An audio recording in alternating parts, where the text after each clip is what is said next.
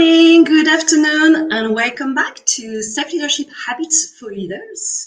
I am Florence Dombrico. I help leaders and teams building capacity for the future, and I'm delighted to welcome you to this next episode. Today, we're going to explore how to encourage diversity. Now, self-leadership is about building capacity for the future and being intentional about it so that we can influence what is happening in our life and around us. As leaders, that competency is a must-have.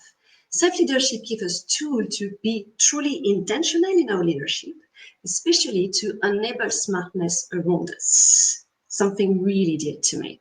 So we're going to explore today what habit can help us to encourage diversity and inclusion. Now, feel free to ask questions as we go along. As you know, we have the question tab, and with my guest, we will pick up whatever question come up. Now, my guest today is Fatima Ribeiro, and I'm delighted to have her. Fatima is an international leadership and team coach. So she's working from Porto in Portugal, but she's been traveling in a lot of places, experiencing life in many diverse places. And in Porto, she partners with individual and corporate clients to support them in their leadership growth and sustainable development. I love some of her motto for her work, such as systemic visions, continuous learning, collaboration, and a search for creative and sustainable solutions, all these through warm conversations. Good morning, Fatima, and welcome with us today. Thank you, Florence. It's great. Thank you for having me. It's great to be here with all of you, and good morning and good afternoon for all. So I noticed both of us, we actually have this DEI or diversity into our LinkedIn taglines on our profile. I know for me, diversity and inclusion has been a subject really clear to my heart from many years through experience as going from non-diverse to more diverse team, from managing diverse team, a multicultural team across different countries, but also through the work I do with team encouraging innovations, I can see diversity and inclusion can be a true accelerator. What's your connection with the subject? I think for me, the interest in this theme and really seeing it, how important it is, has growing over time. I was speaking to you that I was born in Africa, in Angola, and then I lived for several years in Panama, Central America. That is one of the most diverse countries in the world. And so that it was also an opportunity to connect with people from different cultures, races, background, ages, a lot of diverse things, and really began to appreciate how much when we collaborate with diverse people, we can enhance creativity, innovation, decision-making processes, business performance. It's like, okay, when you open, and the openness has been one of my main words since I don't know, probably 20 years ago, when this word entered in my I was really touched by how much this being open to others can really contribute to our growth and our leadership and also the growth of the communities, the groups, the teams that we are in. I love how you say appreciations. I love the principle of appreciation. I think we're not using it enough, but I will keep that for a specific episode on appreciation and mechanism like appreciative inquiry.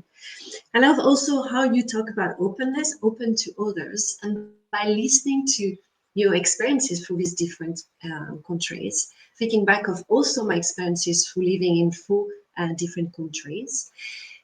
I'm curious, actually, first, you as a person, as Fatima, the leader of her own life, what did help you to really embrace the diversity when you were actually in all these different countries? I think it was really want to connect with people, and really want to know themselves, because we all have our bias. Some of them come from our culture, some of them come from the place where we grow. But really be open and try to see people through their eyes or through different eyes. I think it's something that really can expand our growth. You know, this curiosity, this open mindset. I think for me that is very important, because if we know people, different people, we begin to collaborate with them. We really also begin to appreciate them, and if we Hmm. appreciate more, I think we really can also collaborate more and have different results and better results. And I love how you already gave us like 3 tips we can apply it. And on top of that, a notion of, mindset and approach to perspective.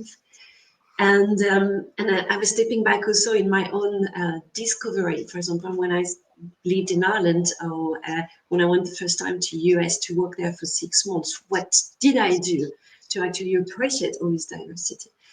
And I know I approach it really with a mindset of curiosity, like everything had to be discovered. And I remember, because actually I got a very bad reputation in the French community, that I was not French enough. That's right. Simply because I was so interested by discovering what I did not know, that I did not want to participate in things very Frenchy, except if I was called on to promoting the French culture, because I was not there for this.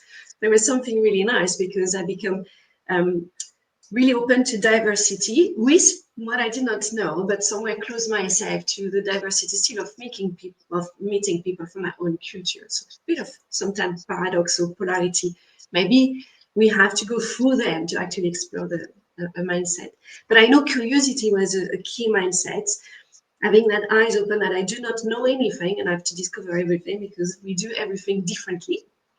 There is this, and I thought there is also this kind of a bit apprehension I had to overcome by accepting, actually I probably do not know anything about the right way to do things, because it's a different culture, it's different way to, and I'm probably going to get regularly things wrong, but that's okay, because I'm here to learn how we do different. Have you had also that type of discovery? Yes, and I think one of the things that you said at the beginning when you were presenting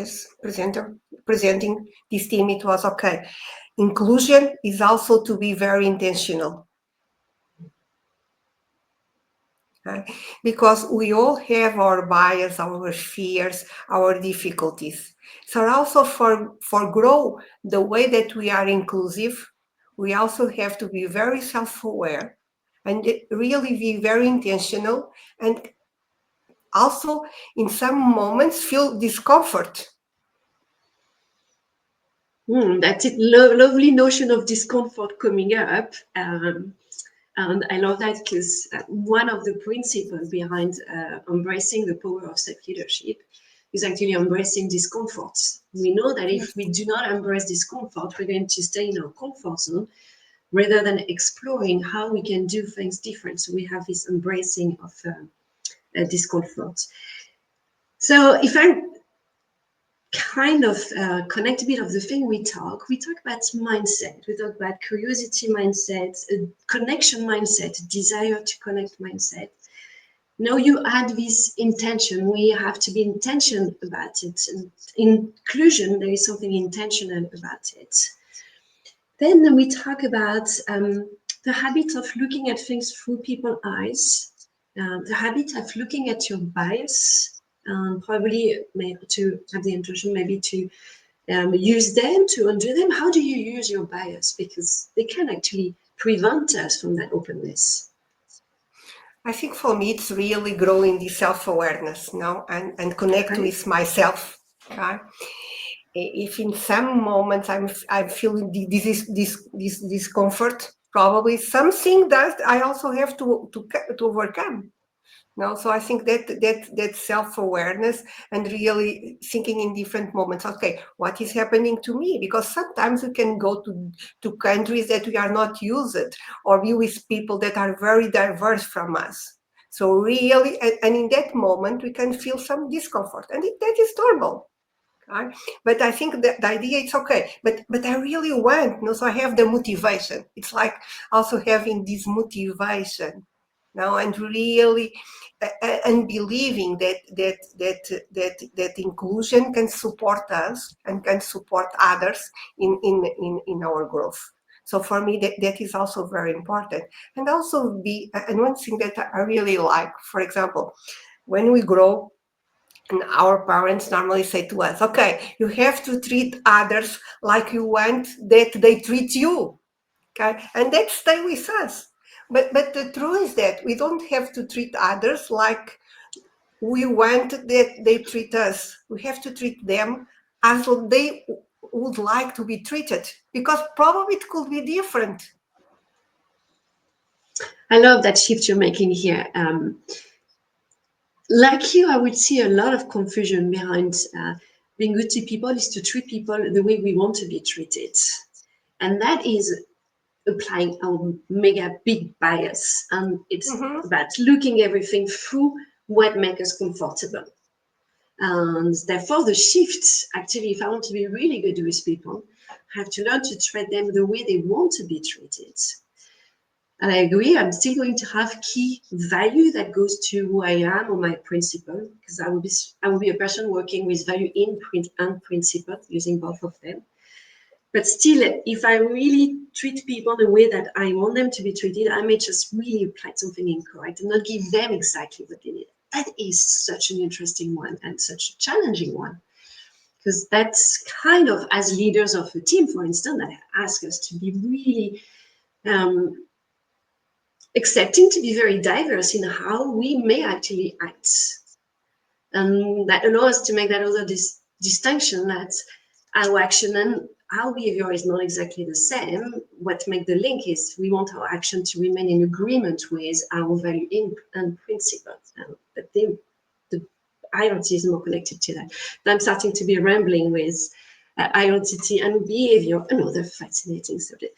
Let's go back to how can we encourage diversity and inclusion? What type of habits or what type of mindset have you noticed you as a leader you actually using, or you would actually recommend the people you work with to actually apply to make it easier in terms of in a day-to-day to encourage that diversity and inclusion? I think for me, it begins with this self-awareness. No, be very Okay. conscious of who I am and what could be my bias, or what could trigger me, and and be very conscious the relations that I'm having at each moment. Another thing, it's like really okay. I have to be very intentional in this in be open, because sometimes this is not something that comes, it's natural for some of us. No, we can be some more introvert or some things. So really very, very intentional to the way we are trying to connect to others, and in this open way. No, be curious about others. So it's also something about mindset. Really listening. If you are curious, Really but listening. Yeah. Um, I like the ring of the listening because I can see behind listening a capacity to observe and mhm. observing what could be my trigger, observing what could be the bias that I'm engaging at the moment. So there's a bit of observation behind it. I like the listening because we listen to the others. Um, what else would you put behind this word listening that is actually really useful for encouraging diversity and inclusion? I think it's really listening, and I'm using some metaphors from an article that is connected with cultural leadership, but it's listening from the head, from the body, and Okay. from the heart. So the head regarding to our bias, our mindsets, the way that we normally try to put people in boxes. No, so also be conscious about that.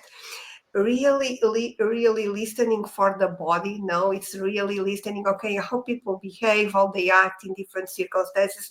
Try to really feel what means to be them. Mm. And from the heart, really this openness, this motivation, and to try, and it's also interesting, this really sense of trusting others, Mm. or So or or, or be open to extend trust. yeah, we're back to this mindset. We have a mindset of curiosity, connections, desire to connect, a mindset of openness, to be intentional in being open. And there is this notion we extend that openness to be ready to trust, which is nice, this extension here. I would also use something similar in terms of non-active listening. I tend to call it the whole body listening. When you listen to anything with your ears, your eyes, your brain, your heart, your gut, your body, your skin, the whole body listening. And I remember using in some communication training a Chinese character for listening that actually is made out of four components, and one is head, heart, ear, and I think it's eyes for the fourth one. There's also something here that I find interesting in the body because, to be honest, some information I saw about body languages for me drive me completely nuts because they put people in boxes. They associate body language that could come from a lot of different things um, to pretending that this is going to be enough to interpret what is in people's heads. How do you actually circumvent this thing? Because for me, body language can actually trigger so many bias. I would be extremely careful about how I use it. So there is my body, what I feel within my body is one thing, but I may not so much pay attention to what has happened to the body of the others, or just one of few things. Because also I know that for example, there is these things coming into in so many tasks, and it's a bit of, for me, it's like I think X% is verbal, X% is body language, X% is the content, what you hear. But this was taken out of context. The real studies from this person was actually mentioning that in very highly emotional situation, yes, most of the communication is non-verbal. But if it's not a very highly emotional situation, then the stats doesn't match. And the study never applied to anything that very highly emotional context. So what's your take on how do you yourself been using this body language things? I think for me, I'm returning to this, be very intentional. If I'm intentional open, I'm intentional curious for the other person, and really I'm intentionally in enhancing that people will always try to be at their best when you really believe of them. Okay, I really believe that there are this energy that will move between us, that will open now the channels, the communication channels between us.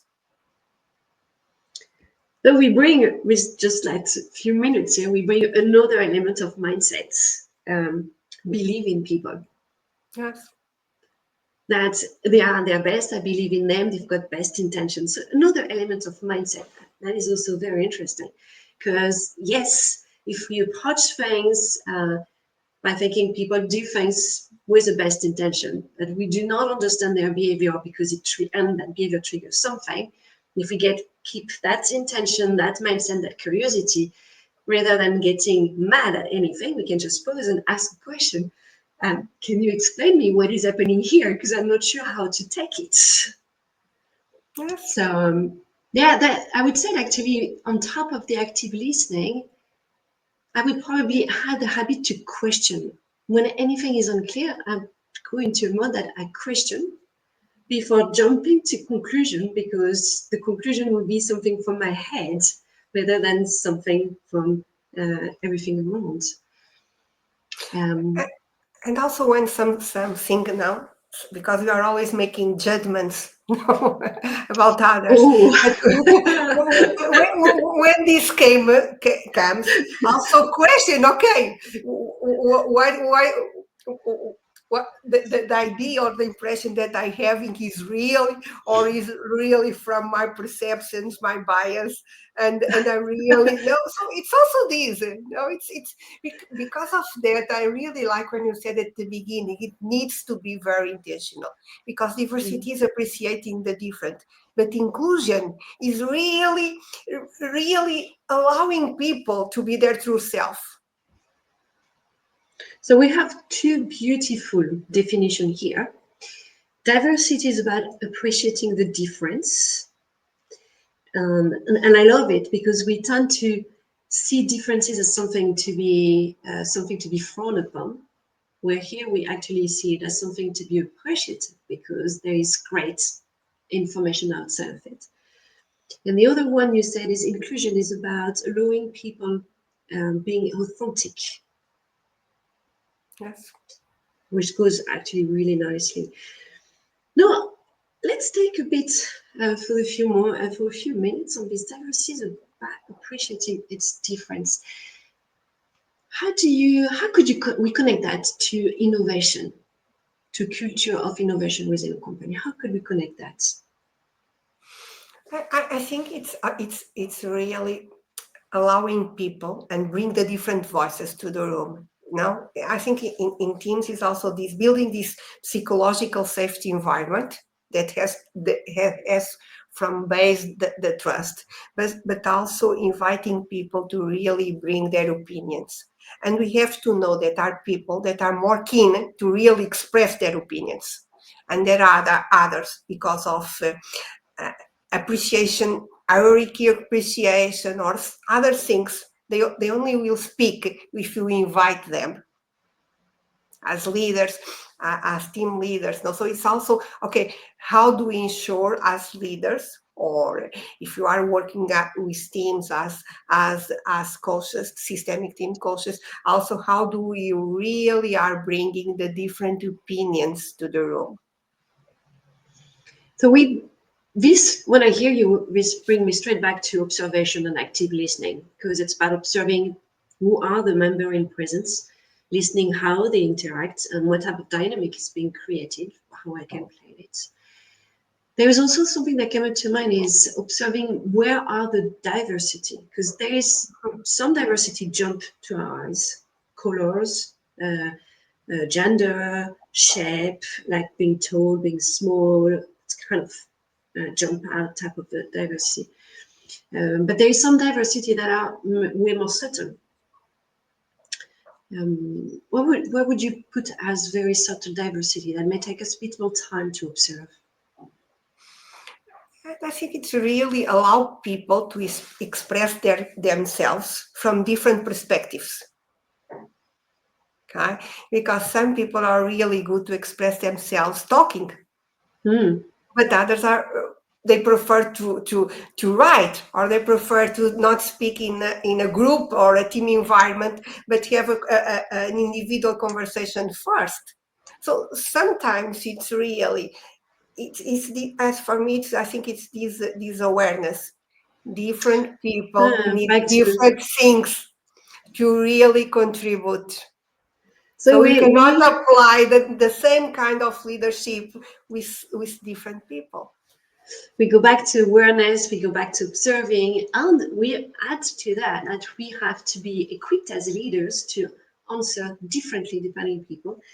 And there is also here a nice invitation to remember that we have to forget about being lazy in the sense that we cannot always do the same thing. If we want to really encourage diversity, it's not about always have a verbal meeting. Sometimes it's going to be having a non-verbal meeting and using different tools to communicate, to brainstorm, which could be actually extremely interesting, like a full silence meeting.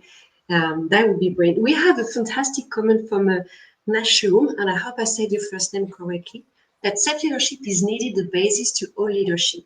That's brilliant. Yes. And yes, that there is really the intention behind to set the example. Really appreciate your comment, Nashum. Thank you for that. Now, we're getting close to the end. We may just extend by 1 minute.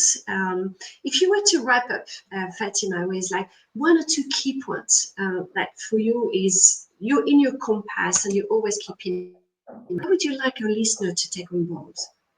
I think it's the really growing the self-awareness now and be very Okay. intentional in appreciating diversity and include other persons. We also flexible in the way that you approach others now and really listening. And one of the things thank you, Nashum, for your comment. And one of the things that I really and I will quote Peter Hawkins. It's when we really work with teams, we always ask the leader, what is the shift that needs to Yeah. happen in you to really shift what is happening around you? Because we think we have to change others, but the change begins with us. I love the fact the change always begins with us. So we go back to self leadership and the intention behind it, and it's an invitation. What we can only do is invite with our self leadership action.